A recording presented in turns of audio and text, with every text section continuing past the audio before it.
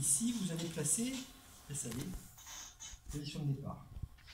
Vous voyez, regardez, ça fait un S. Si vous suivez bien là. D'accord? Ok? Le pied derrière le creux plissé. Vous voyez, elle est en équilibre là. Si jamais vous avez son bassin qui est trop en avant, vous allez vous retrouver avec toute la cuisse à l'extérieur de la table et elle va se casser la gueule. Il faut qu'elle se laisse aller. Le relâchement du patient, c'est essentiel. Si elle n'est pas bien équilibrée sur la table, elle va se contracter à un endroit ou à un autre. Ça peut être à l'arrière, à l'avant, ça va dépendre. Donc, vérifiez bien qu'elle est positionnée correctement.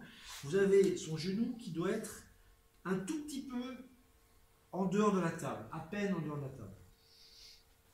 Maintenant, vous allez rechercher le niveau lésionnel. Vous allez faire votre petit comptage. Toujours pareil, L4, L5. J'espère que je ne chatouille pas trop. Voilà, L5, L4. Et moi, je veux L3, L4.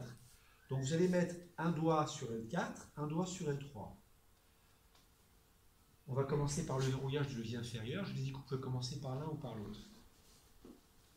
Délordose. Alors, vous vous concentrez bien ici. Délordosez. Et dès que vous sentez que le mouvement arrive à votre doigt, c'est bon. Il est juste là. Vous remarquez qu'elle a une partie de la jambe à l'extérieur de la table. C'est tout à fait normal. Vous dites bien au patient de garder la jambe à l'extérieur de la table. Et vous faites une petite traction. Voilà, comme ça. Maintenant, opération délicate, vous allez changer de main, tout en gardant les mêmes repères. L4, L3. Et vous allez faire le verrouillage du levier supérieur. Je prends le bras, comme je vous ai dit, au niveau du coude, et je vais me mettre là, je vais faire une petite traction, je vais bien aller. Ça a du mal à glisser sur ces tables-là. Traction, rotation. Jusqu'à sentir le mouvement arriver là. C'est tout. Maintenant, vous allez faire vos contacts. Sillon delto-pectoral.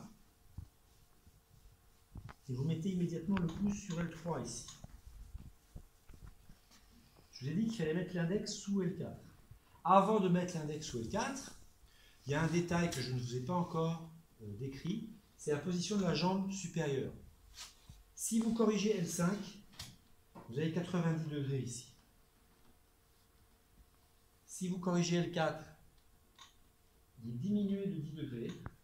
Cette fois-ci, vous diminuez. Si vous corrigez L3, encore 10 degrés. Pour D12, c'est les deux pieds l'un contre l'autre. Et là, on est bon. Regardez, je mets mon deuxième contact ici.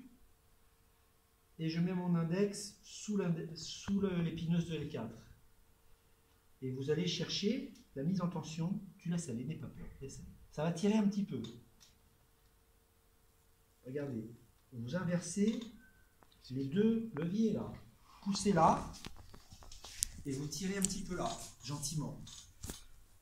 Je vais mettre mon poids du corps au-dessus d'elle. Elle va commencer à sentir que ça tire sérieusement là. Inspire. Souffle. Ça, c'est la mise en tension. Première mise en tension. Est-ce que vous avez mal?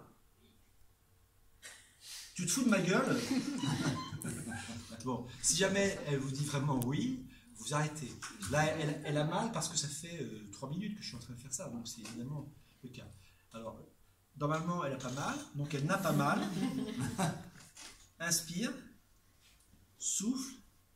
Vous allez tranquillement, vous attendez expiration. Je ne fais rien avec mes mains. Je trosse avec mon corps. D'accord?